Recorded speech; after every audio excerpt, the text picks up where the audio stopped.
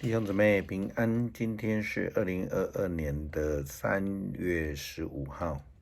今天的经文是诗篇第105篇第1到第42节，出埃及记第33章第1到第6节，罗马书第4章第1到第12节。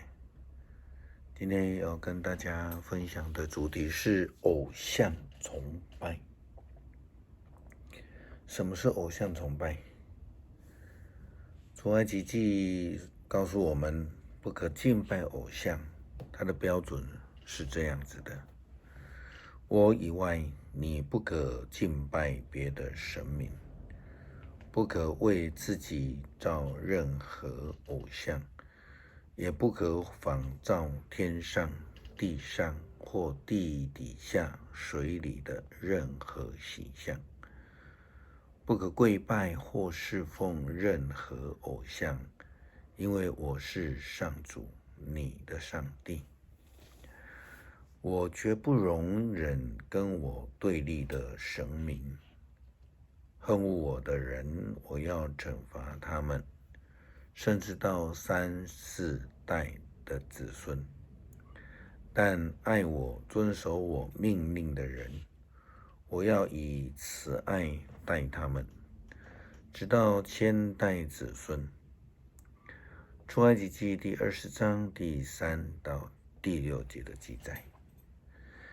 雕刻或是造天上、地上、地底下或是水里的任何形象，这当然所说的对象包括了人像、名人，都不可以敬拜，因为基督徒不拜祖先，因为祖先也不是上帝，他们是人。有人就说这样子基督教就是不孝顺了哈。基本上这个是极为严重的一种误解，并不是因为基督徒不祭拜祖先就等同他们对祖先不敬，这是一般人的想法，但事实上不是。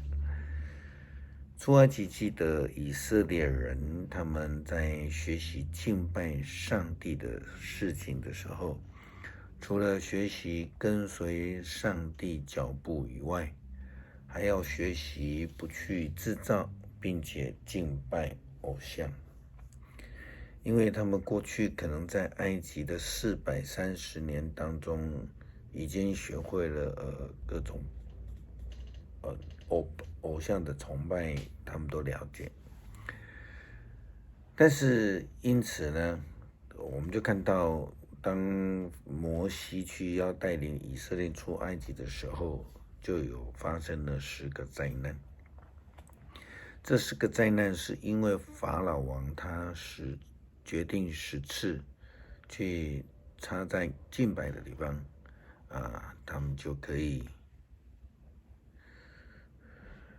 10个灾难是因为法老王他10次的认为所敬拜的各种偶像能够胜过摩西所说的耶和华上帝，所以法老王才一次又一次的反悔，然后又心硬，然后对抗摩西所介绍的耶和华上帝。以色列人在埃及为奴430年，就是在这样的所谓高压的政治统治之下，他们也不得不妥协，并且学习埃及人的生活跟偶像的崇拜。在跟随上帝的当时，他们又一次又一次，他们要求亚伦为他们做一座金牛之后，上帝就告诉摩西说，这些人弃绝了我，要到底死呢？他们不信我，要到几时呢？虽然我在他们当中行了许多事迹，他们仍然不信我。我要降瘟疫毁灭他们，但我要立你做一国之父，你的国要比他们强大。上帝决定要放弃这一群习惯敬拜偶像的以色列人了，就如同法老王一样，他选择了依靠那人手所造，并且是看得见形象的，因此就远离了上帝的保守。摩西请求上帝以他不变的慈爱来赦免以色列人，上帝赦免了，宽恕了他们，他们却改变了他的应许。只有少数的人可以被应许进入迦南之地，应许之地，就是那一些接受上帝的应许呼召以及忠心服侍的人，如同迦勒以及约书亚一样。他们两个人在窥探迦南地的任务当中，他们力排众议，坚持相信的应许。他们选择依靠上帝，没有畏惧。保罗在给哥林多教会书信当中，他提到：弟兄姐妹们，我要你们记得我们的祖宗跟随摩西在旷野所经历的事，他们都在云彩之下，保证他们有平安和喜乐。在云中，在海中，他们都受洗归于摩西，他们都吃了一样的灵粮，喝了一样的灵泉，这泉是从他们同行属灵磐石当中涌流出来的。那磐石就是基督，但是他们当中有大多数的人不为上帝所喜悦，因为他们后来就倒闭在荒野当中。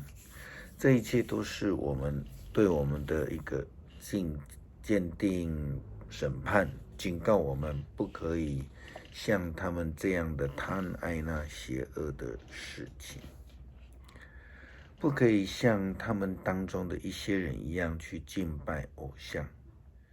这些以色列人不但没有认真追求认识上帝，他们来雕刻了金牛偶像，狂欢作乐，并且荒诞无耻。保罗清楚地说到，这些人是因为淫乱的罪而死掉的。一天之内，他们死了23000人。他们也口出一个怨言，被上帝给惩罚了。从我们的圣经保罗的观点来看，这些都是偶像，包括淫乱、狂欢作乐、口出怨言，都是敬拜偶像的行为。为什么？淫乱不是没有事，他们将色当成一个偶像，如同大卫王也曾经犯过这样的错。狂欢作乐是过于看重作乐这件事情，而失去了警醒。出怨言就是把自己看得太重要了，才会去责怪上帝，失去警觉。当然，这样的基础来看，一切的各样事物呢，警觉呢，警惕呢，不仅是自己陷入了这个高举自己，或是在任何的事物上面呢，得罪了上帝。因为上帝不把摆在首位的这样子的人没有把上帝摆在首位的，他就是心里有了偶像，就得罪了上帝。无论他是在心态上面，在实际上的。保罗这样说到：你们所遭遇的每一个试探，无非是一般人所受得了的。上帝是信实的，他绝不让你们遭遇到无力抵抗的试探。当试探来的时候，他会给你们力量，使你们担当得起，替你们打开一条出路。诗篇第105篇第1到42节，我要感谢上主，宣扬他的伟大，我要向万国述说他的作为。你们要唱歌赞美他，要述说他所做奇妙的事。你们要荣耀他的圣名，愿所有的寻求上主的人都欢乐。要向上主求帮助，要时常敬拜他。上帝的仆人亚伯拉罕啊，他所拣选雅各的子孙啊，你们要记得他奇妙的作为，要记得他所施行的审判。他是上主，是我们的上帝，他的权威遍及天下。他要永远信守他的约，他的应许达到千代。他要信守跟亚伯拉罕所立的约，守住向以撒所发出的誓。上主和由雅各定居永久的条例，和以色列人永久的约。他说：我要把迦南地赐给你，作为你自己的产业。当时候上帝子民的人数有限，在迦南地寄居，他们从一地漂流到另外一地，从一国流浪到另外一国，但上帝不容许他们被任何人欺负。为了他们的缘故，他警告君王，他说：不可难为我拣选的仆人，不要伤害我的先知。上主使他们的国家遭遇饥荒，断粮他们的食物。但他差遣的约瑟对他们做了准备。约瑟被卖为奴，他的双脚被脚镣扣着，只带着铁的铁锁，直到他所预言的事实现。上主的话证明了他的真实，于是埃及王下令恢复他的自由身，统治列国的王把他释放了，委派他掌管政府事务，让他治理全国，给他管辖大臣，赐他指导元老的权利。后来雅各到了埃及，寄居在那个地方。上主使他的子民人数众多，使他们比仇敌还要强盛。他使埃及人厌恶他的子民，用诡计对待他的仆人。于是他差遣他的仆人，他使埃及人厌恶自己的子民。摩西又派了他所拣选的亚伦，在执行上帝大能的作为，在埃及显了神迹。上帝使黑暗笼罩地面，埃及人却不听从他的命令。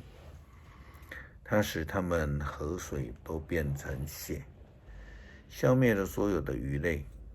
他们国中遍地青蛙，连王宫也不能免。上帝一发令，苍蝇成群飞来，蚊虫充满着四境。他降冰雹代替冰水，使闪电横扫全地。他毁坏了葡萄树和无花果树，倒退了境内所有的树木。他一开口，蝗虫成群飞来，成千上万，无从计算。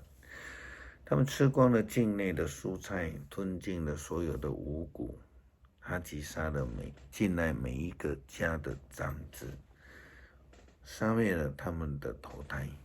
然而他领以色列人带金银驴去，他们个个身强体壮。他们离开的时候，埃及人非常高兴，因为他们害怕以色列人。上帝用云彩保护他们的时候，夜间用火柱来照亮他们，他们就要求要将鹌鹑飞来。他从天上降粮食喂饱他们，他打开磐石，使泉水涌出，他使干旱的旷野水流成河，因为他记得他神圣的诺言，就是给他仆人亚伯拉罕的应许。求主帮助我们明白你的救恩，帮助我们远离偶像，叫我们不脱离你恩典之路，让我们明白什么是旨意。除了那些就人手所刻的以外，还有我们心目中任何地位比